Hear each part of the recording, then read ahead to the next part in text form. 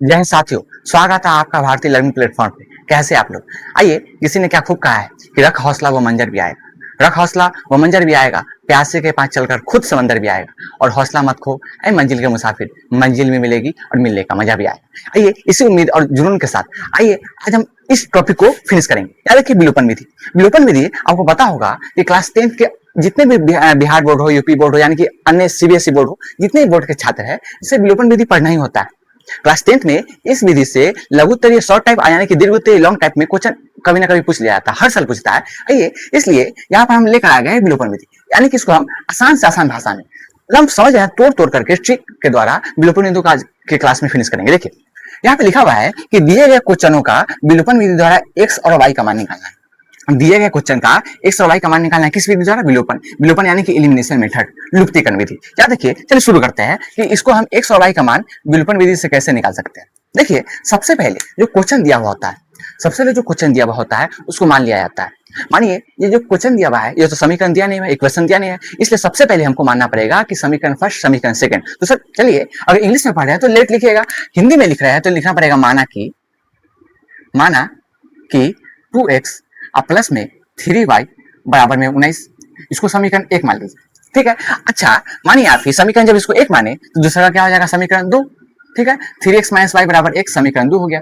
याद रखिए, इसमें एक्स और वाई का मान निकालना है, तो सबसे पहले नाम क्या है विधि का? विलोपन, यानी कि एक्स और वाई को छिपाना होता है, गायब करना होता है। इस ऐसे गायब करना होता है, हमेशा के लिए नहीं, मतलब कुछ समय के लिए गायब करके। अगर मानिए वाई को गायब कर रहे हैं तो एक्स का मान निकाल लीजिएगा, वाई को गायब करके एक्स का मान निकाल लीजिएगा, लुका छिपा के चलता है। और एक्स को अगर गायब करना चाह रहे हैं, एक्स को गायब कर रहे हैं तो वाई का मान निकल जाएगा। याद रखिए, गायब इतना आसानी से होने वाला नहीं। जब भी विलोपन विधि में आप बनाइएगा तो सबसे पहले देखा जाए कि वाई को आपको गायब करना है कि एक्स के मान को गायब करना है। सबसे पहले देखिए, एक्स के साथ गुणांक, यानी कि गुना क्या चीज का हुआ है? 2 का, और एक्स के साथ गुना किसका हुआ है? 3 का। इसमें देखिए, वाई के साथ किसका गुना हुआ है? 3 का, और इसमें वाई के साथ किसका हुआ है गुना? -1 का। तो सबसे पहले क्या ऊपर में नीचे में, या वाई वाले के साथ ऊपर नीचे में क्या सेम है? नहीं है, तो यहाँ पर लफड़ा होगा। लफड़ा अगर ऊपर नीचे में समझ रहे हैं ना, एक्स के गुणांक और या वाई के गुणांक को सेम करना होता है, तो सेम करने के लिए हमें गुना करना होता है। देखिए, गुना करने के आसान तरीका होता है, आपको कुछ बोझ लेने की जरूरत नहीं। देखिए, अगर एक्स के मान को समान करना है, एक्स के मान को समान करना है, तो ऊपर में एक्स का गुणांक कितना है? 2, और एक्स का गुणांक नीचे में कितना है? 3। तो कीजिए, पलट दीजिए, इसमें बोकेट उलट दीजिए। बोकेट उलटना मतलब कि ऊपर वाले समीकरण 1 को 3 से गुना करेंगे और समीकरण 2 को 2 से गुना करेंगे। सिंपल। याद रखिए, समीकरण 1 को नीचे वाला से 3 से और समीकरण 2 को 2 से गुना करेंगे। अगर y के मान को सेम करना है तो समीकरण 1 को -x से गुना करेंगे, या केवल x से समझिए गुना कीजिए, और समीकरण 2 को 3 से गुना करेंगे y के मान को सेम करने में। चलिए, हम मान के चलिए कि हम यहाँ पे x के मान को सेम करने जा रहे हैं। तो x के मान को सेम करने के लिए हमें सबसे पहले समीकरण 1 को किससे गुना करना पड़ेगा? याद रखिए, नीचे वाला से बोकित पलट देना है 3 से, एंड समीकरण जो 2 है, समीकरण 2 को ऊपर वाले से गुना करना है, 2 से गुना करना होता है। याद रखिए, जब भी आप गुना कीजिएगा तो केवल इसमें गुना नहीं होगा बल्कि पूरे में गुना होगा। जैसे आप इसको 3 से गुना किए और इसको 2 से गुना किए, तो सबसे गुना कीजिए। 3 को इससे गुना करना पड़ेगा, 3 को इससे भी और इससे भी। चलो गुना करके बताइए कितना होगा। जब आप 3 को 2 से गुना कीजिएगा तो कितना आएगा? 6x आएगा, कोई दिक्कत नहीं। फिर अगर 3 को 3 से गुना कीजिएगा तो 9 आएगा, उसके साथ वाई लगवा सजा दीजिए, क्या दिक्कत है? इसके पीछे क्या लगवा? Plus plus. अब बराबर में अब जब 3 को 19 से गुना कीजिएगा तो 19 से 57 होता है, 57, तो लिख दीजिए 57, कोई दिक्कत नहीं है। लेकिन अब जो समीकरण आएगा वो समीकरण बन जाएगा 3।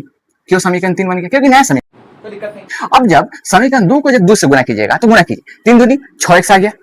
फिर अब जब इसको गुना कीजिएगा तो 2 यहाँ पे कुछ नहीं है, इसका मतलब मैथ में कुछ ना हो तो समझ लीजिए कि 1 छिपा आता है।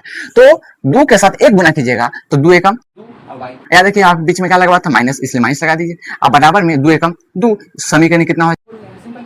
याद रखिए, पहले फिर हमने बता दिया कि समीकरण 1 और 2 को मानने के बाद x के मान को या y के मान को सेम करना होता है। तो बिना सेम किए हुए आप बना नहीं सकते विलोपन, यानी कि एक को लुप्तीकरण करना है। अभी हम लुप्त करेंगे, इसको मिला देंगे। याद रखिए, अगर x के मान को सेम करने के लिए बुकेट पलट देना है, यानी कि ऊपर नीचे से गुना करना है। समझ गया ना? चलिए, तो ऊपर को 3 से गुना किया, नीचे को 2 से गुना किया, तो गुना करने के पश्चात आप देख रहे हैं कि समीकरण एक नया समीकरण बनाती है, एक नया समीकरण बना 4। अब हमको क्या करना होता है? जो नया समीकरण बना उसको घटा देना होता है।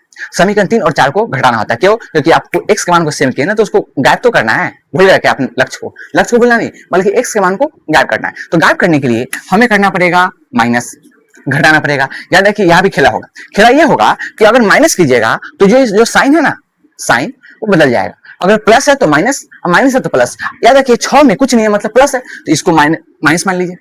6 प्लस है तो माइनस हो जाएगा, और ये माइनस है तो क्या हो जाएगा प्लस, और ये प्लस है तो माइनस, सिंपल है बात, कोई दिक्कत नहीं होना चाहिए। अब मानिए ये प्लस में था और ये माइनस था, आपको पता होगा कि मैथ में प्लस माइनस क्या हो जाता है माइनस, यानी कि 6x में से जब 6x को घटाइएगा तो कितना होगा 0, कट जाएगा, सिंपल है।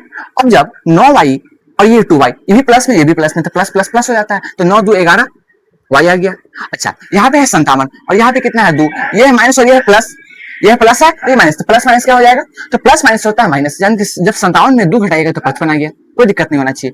याद रखिए x के मान लुप्त हो गया कि नहीं हुआ, आपको पहले ही बता दिया था कि इसमें हमको लुप्त कर देना है, लुप्तीकरण, लुप्तीकरण विधि यानी कि विलुप्त कर दिए। चलिए अब लुप्त करने के बाद y का मान आ जाएगा। जब अब y का मान निकालना है तो याद रखिए y और 11 में किसका संबंध है, गुना। तो जब गुना बराबर के दाएं साइड जाता है, राइट साइड तरफ जाता है, तो याद रखिए गुना भाग में जाता है और भाग गुना बदल जाता है, प्लस हो तो माइनस में, माइनस हो तो प्लस में। याद रखिए y और 11 में किसका संबंध है, किसका संबंध है y और 11 के साथ, गुना का। जब गुना उधर जाएगा तो भाग में आएगा, तो याद रखिए भाग में आया तो 55 गुना में है, गुना में आया कि भाग में, भाग में तो 11 गुना में पहले तो भाग में आया, तो इसको नीचे लिख दीजिए। आपको जब आपको टेबल याद होगा 11 5 55 होता है, 11 5 55, तो y का मान कितना आया, तो y का मान आ गया 5, सिंपल है, y का मान 5 आया, क्या आंसर आ गया, नहीं।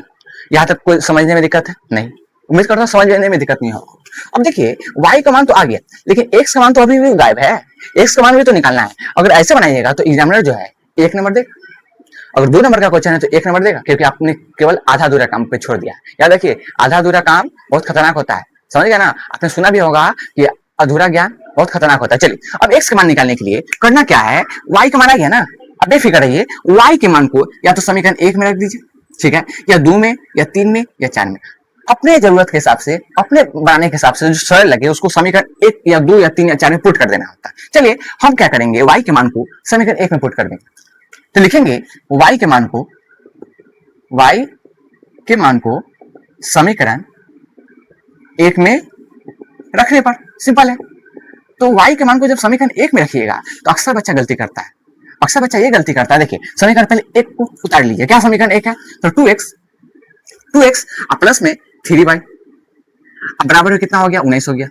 हमने y का मान को समीकरण 1 में रखना चाहा था, तो y का मान तो रखिएगा ना, y का मान कितना है 5, जहां पे y है ना तो y की जगह पे 5 रखिए, x में कुछ तब्दील करने की जरूरत नहीं है, तेला वेला नहीं करना है, x में तेला वेला नहीं होना चाहिए, y में तेला वेला होगा तो y का मान कितना होगा 5 होगा। तो जब 2x का 2x हो गया, कोई दिक्कत नहीं। अब देखिए 3 और y में किसका संबंध है, गुना का, तो 3 पहले से है, लेकिन y के जगह पे क्या रखिएगा, तो y के जगह पे 5 हो गया, अब बराबर में कितना हो जाएगा 19। अब जब बनाइएगा सॉल्व कीजिएगा तो 2x का 2x, अब 5 से कितना हो गया 15, अब बराबर में 19। देखिए x का मान आ गया, अब आप सॉल्व करके x का मान निकाल सकते हैं। ज्यादा कि हम पहले ही बता दिया कि प्लस जैसे बराबर के दाएं तरफ जाएगा कूदक करके तो माइनस बन जाता है। ज्यादा कि पहले से 19 था, अब प्लस 15 उधर जाएगा, प्लस 15 उधर गया तो माइनस में 15 हो गया। अच्छा 19 में 15 घटाइए, कितना आया, आया कितना 4, और x का मान निकालने के लिए 2 को उधर भेजना पड़ेगा, है ना, तो बुकिट पलट जाएगा, यानी कि आंसर आएगा 2। तो x का मान इस प्रकार कितना आया 2 है, सिंपल है। इस प्रकार x का मान हमने कितना निकाला इस क्वेश्चन का 2, और y का मान कितना आया 5 आया। इतना बना दीजिए, आपको 2 नंबर कोई नहीं काट सकता। उम्मीद करता हूँ आप लोगों को ये पूरी विधि है ना, विलोपन विधि समझ में आसानी तरीके से आ गया होगा, और समझ में आ रहा है तो जरूर लाइक कीजिएगा। एक काम करते हैं, एक हम क्वेश्चन आप लोगों को देते हैं, आप कमेंट में जरूर लिखिएगा कि इसका आंसर क्या होगा। यहाँ पे हम लिख देते हैं कि आपको कमेंट में जरूर लिखना है, याद रखिए भूलिएगा नहीं, क्योंकि practice makes a man perfect, यानी कि जितना मैथ में प्रैक्टिस कीजिएगा, साइंस एसएसटी को साइड में रखिए, दरकिनार कीजिए। मैथ में अगर जितना ज्यादा से ज्यादा प्रैक्टिस कीजिएगा उतने ही आप मजबूत बनिएगा, ठीक है। इसलिए मैथ में मेहनत करने से घबराना चाहिए, जितना ज्यादा मेहनत होगा, जितना ज्यादा पसीना बढ़ेगा, उतना ही आपको है ना, समझ रहे ना, आपके पसीना मैथ में रंग ला देगा। चलिए तो एक होमवर्क देते हैं, जो कि कमेंट में आप आंसर लिखिएगा x और y का मान। जैसे हमने लिखा 5x माइनस में 7y बराबर में 18, ठीक है, कोई दिक्कत नहीं होना चाहिए। और दूसरा का समीकरण लिख रहा है, दूसरा इक्वेशन हम लिख देते हैं 4x प्लस में 10y बराबर में 15, ठीक है। इस क्वेश्चन का आंसर आप लोग जरूर कमेंट में लिखिएगा कि इसका x और y का मान कितना आएगा, ठीक है। और ऐसे ही शानदार ट्रिक के लिए, ऐसे ही शानदार विधि के लिए आप कौन आप लोगों को, अगर कोई भी मैथ में कोई प्रॉब्लम आ रहा है, क्लास 10th हो, क्लास 9th हो, या क्लास 11th 12th का भी कोई मैथ में अगर कोई टॉपिक अगर प्रॉब्लम आ रहा है तो जरूर कमेंट में लिखिएगा कि मेरा नाम क्या हुआ, भारती सर, यानी कि आप बता दीजिए, तो मैं तुरंत ही रिप्लाई दे करके एक वीडियो अपलोड रिकॉर्ड करके अपलोड कर दूंगा, क्योंकि ये भारती लर्निंग प्लेटफॉर्म आप लोगों का है, ये मेरा भी है, और आप लोग मिल करके इसको इसे आगे बढ़ाइए। इसे आगे बढ़ाने की जिम्मेदारी आपकी है। आप सब्सक्राइब कीजिए, लाइक कीजिए और अन्य दोस्तों तक पहुंचाइए, वो सभी दोस्तों तक जो क्लास 10 में पढ़ रहे हैं। याद रखिए, एक मैंने बहुत अपना से एक लाइन 2 लाइन तैयार किया है कि अक्सर बच्चा को सुनना चाहिए, क्योंकि अक्सर बच्चा ये गलती करता है। देखिए है क्या लाइन, वो जो शुरू में मौज करता है, समझ रहे ना, बाद में फौज बनना पड़ता है। जो शुरू में करेगा मौज, बाद में बनना पड़ेगा फौज, समझ गए। एग्जाम के वक्त 1-2 महीना बचता है, उसमें बनना पड़ेगा फौज की तरह मेहनत करना पड़ेगा। जो शुरू में करेगा मौज, बाद में बनना पड़ेगा फौज, और जो शुरू में बनेगा फौज, बाद में करेगा मौज। जैसे आप लोग को देखते हुएगा कि शुरू में खूब अच्छा से तैयारी करते गया, तो अगर कंटिन्यूसली एक मेहनत कर रहा है तो उसको बाद में हेडेक नहीं होता है, ठीक है। जो शुरू में करेगा मौज, बाद में करेगा बनना पड़ेगा फौज, और जो शुरू में बन गया फौज, बाद में करेगा मौज, और जो न तो शुरू में बना फौज न बाद में बना फौज, लास्ट में करेगा, है ना, रिजल्ट आने के बाद साफ फौज, कोई दिक्कत नहीं। इस प्रकार हम अगली विधि, विलोपन विधि के बाद अगली विधि प्रतिस्थापन विधि पे जरूर तुरंत से तुरंत एक वीडियो बनाने जा रहा हूँ, उसको आप जरूर देखिएगा, ठीक है। और कैसा लगा आज का क्लास कमेंट में जरूर लिखिए, लाइक कीजिए, सब्सक्राइब कीजिए। जय हिंद।